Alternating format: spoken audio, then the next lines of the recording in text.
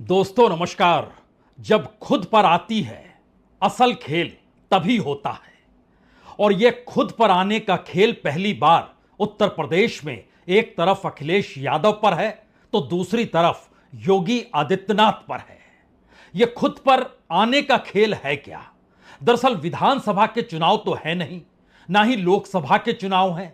महज 9 सीटों पर उपचुनाव है और एक सीट का उपचुनाव बाद में होगा। लेकिन सवाल है 9 सीटों में ऐसा क्या पेच है जिसके बाद अखिलेश यादव की राजनीतिक यात्रा या फिर योगी आदित्यनाथ की राजनीतिक छलांग, दोनों पर सवालिया निशान है। और वह भी महज 9 विधानसभा की उपचुनाव की सीट को लेकर।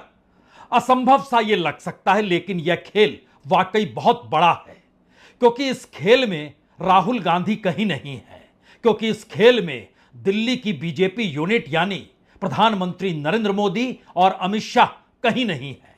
यानी जो बिसात राजनीतिक तौर पर बीजेपी की तरफ से अमित शाह और मोदी बिछाते थे, इस बार उत्तर प्रदेश की 9 विधानसभा सीटों पर योगी आदित्यनाथ ने बिछाई है और उन्हीं का भविष्य दांव पर है। आप भी सोच रहे होंगे यह भविष्य का मतलब होता क्या है? वह तो मुख्यमंत्री हैं, तो ऐसे में कौन सा भविष्य का दांव इस 9 सीटों को लेकर लग चुका है? दरअसल आरएसएस बड़ी लंबी छलांग योगी आदित्यनाथ के आश्रय लगाना चाहता है।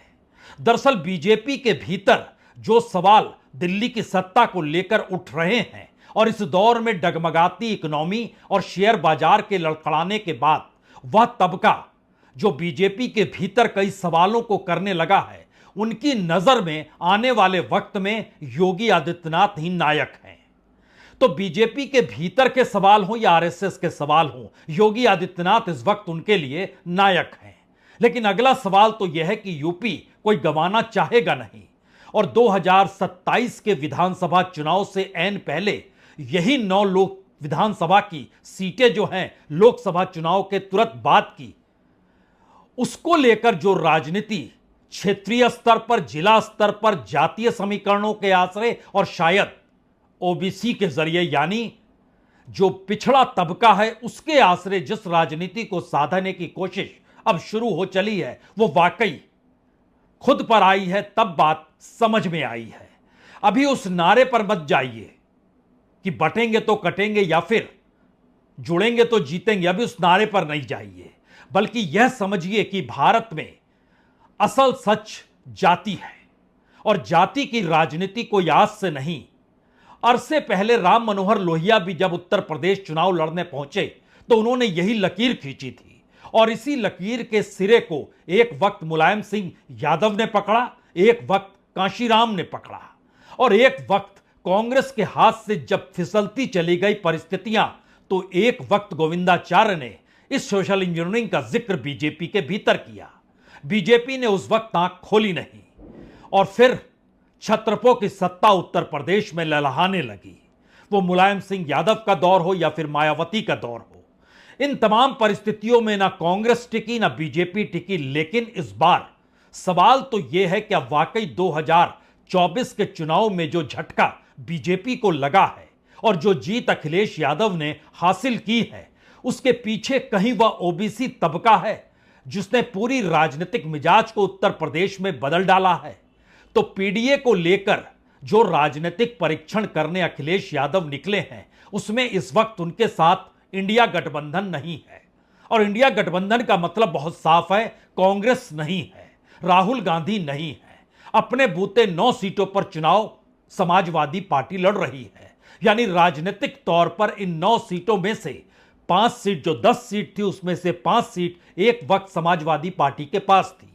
लेकिन इस बार अपने बूते और अपने बूते से पहले लोकसभा सीटों में जो 37 सीटें जीत ली, उसमें से 25 सीटों पर ओबीसी उम्मीदवार समाजवादी पार्टी के जीते हैं। तो पीडीए इतना भारी पड़ गया बीजेपी के, तो उसने भी अपना पीडीए बना डाला। उसने भी पिछड़ों को जगह दी, दलितों को जगह दी, लेकिन जो ए से अल्पसंख्यक होता है उसकी जगह अगड़ी जाति ले आई। यानी उसका अपना पीडीए और बीजेपी का अपना पीडीए।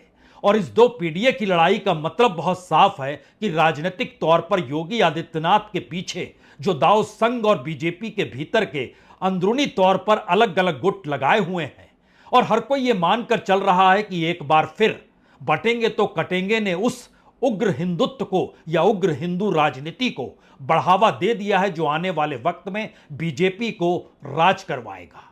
यानी भारत की राजनीति में दोबारा बीजेपी के तेवर उसी तर्ज पर लौट आए, इसका राजनीतिक प्रयोग यूपी की इस 9 विधानसभा सीटों पर ही होना है।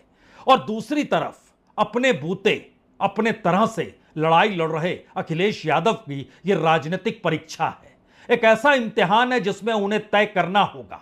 अगर वो नहीं जीत पाए तब क्या होगा, और जीते तो उसके बाद उनका वर्चस्व कांग्रेस को कितनी जगह देगा यह भी तय हो जाएगा 2027 के विधानसभा चुनाव को लेकर। और शायद यही बड़ी वजह है कि दिल्ली से 36 का आंकड़ा लखनऊ का है बीजेपी के भीतर, और इंडिया गठबंधन के भीतर कांग्रेस के तमाम कार्यकर्ताओं और उनके अपने छत्रप नेताओं का शोर अपने बूते अपनी राजनीतिक जमीन बनाने की दिशा में बढ़ना चाहता है। और शायद यही वो वजह है कि पहली बार इसी पीडीए को लेकर अपनी सफलता अगर अखिलेश यादव ताना बाना बुनते नजर आए तो बीजेपी ने भी ताना बाना पीडीए के आश्रय दिया और ओबीसी यानी पिछड़े तबके को 4 विधानसभा सीटों पर उतार दिया। यानी खुद पर आया मामला तो सवाल बटेंगे तो कटेंगे से आगे निकलकर कहीं पर ओबीसी को टिकट देना है, कहां पर दलित को देना है, कहां पर अगड़ी जाति को देना है, यानी जातीय समीकरण के आश्रय उत्तर प्रदेश को साधने की कोशिश उस नारे के तहत जिस नारे में हिंदू समाज को ना बंटने की प्रेरणा देने की कोशिश की गई, प्रेरणा नहीं दांव खेला गया।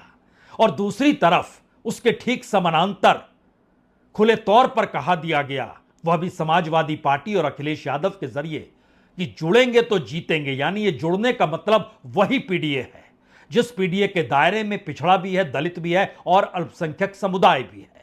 तो आइए एक एक सीटों के परीक्षण को और मौजूदा वक्त की उस राजनीति की परिस्थितियों को इसलिए समझ लीजिए क्योंकि पहली बार उत्तर प्रदेश के चुनाव हैं और अमित शाह और मोदी दूर हैं। पहली बार उत्तर प्रदेश के भीतर चुनाव है और कांग्रेस कहीं नहीं है। प्रियंका तो अपना चुनाव लड़ रही है वायनाड में, राहुल गांधी भी उसी दिशा में बढ़ रहे हैं प्रचार के लिए, महाराष्ट्र भी जाएंगे, झारखंड भी जाएंगे, लेकिन उनकी फहरिस्त में अभी तक उत्तर प्रदेश का नाम नहीं है। तो इन नारों को परख लीजिए, ये नारे सतही सही, लेकिन भविष्य की राजनीति किस दिशा में उत्तर प्रदेश से निकलेगी यह तय कर देगी।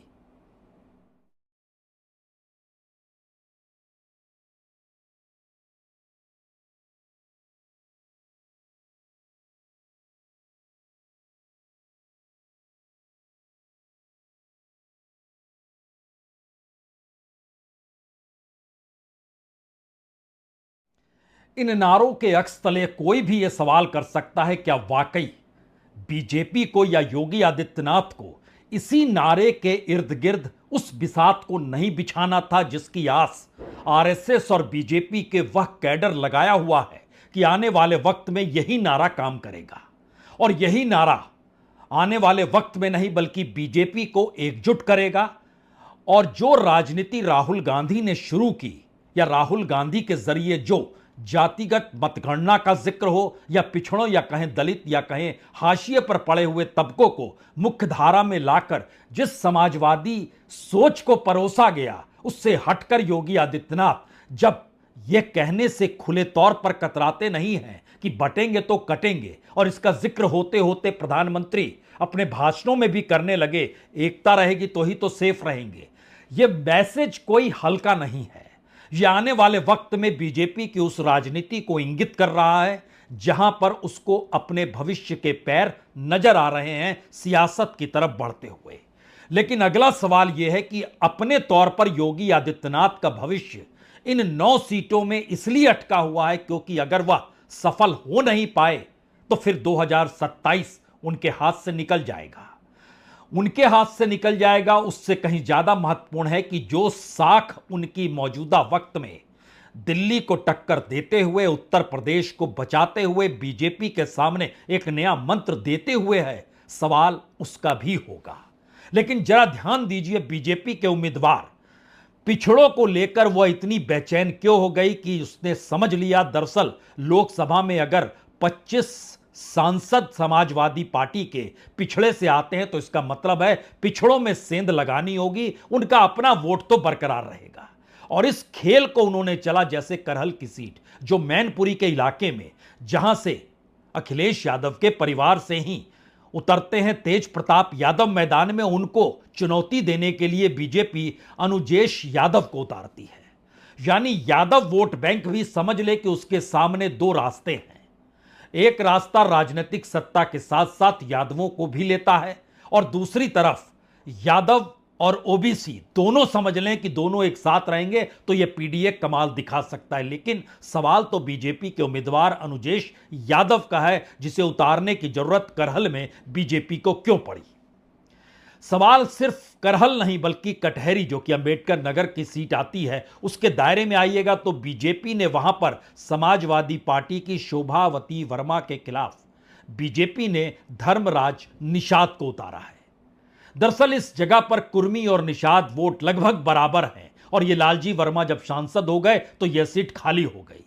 अब बीजेपी ने यहां धर्मराज निषाद को उतारकर एक मैसेज और दिया, ओबीसी के वोट बैंक में वह सेंध लगाना चाहती है।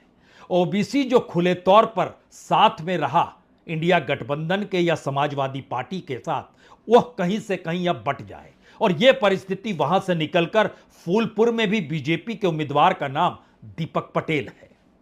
यहां पर भी ओबीसी का दांव है। मंझवा की सीट देखिएगा तो वहां भी सुचित्रा मौर्य को उतारा गया है, जो बीजेपी के उम्मीदवार समाजवादी पार्टी की ज्योति बिंद के खिलाफ हैं।